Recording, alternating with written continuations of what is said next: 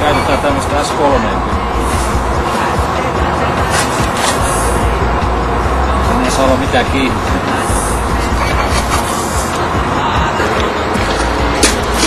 Pitäisi alkaa niinku seistä vähän aikaa, niin se kosteus nousee tänne pinnalle sitten.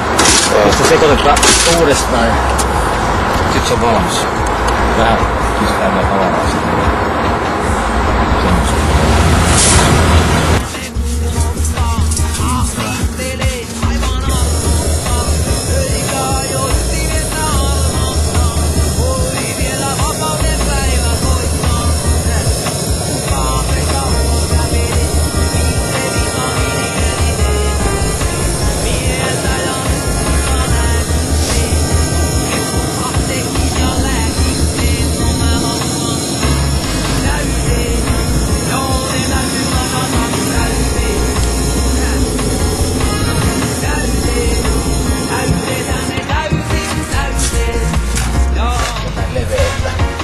Tää mahtuu melkein 2 sormea.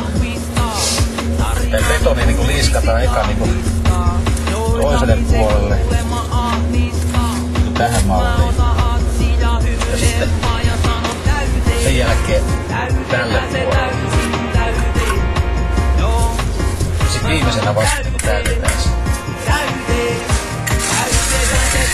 Ei onnistu samalla kertaa. Ei onnistu ihan paljon.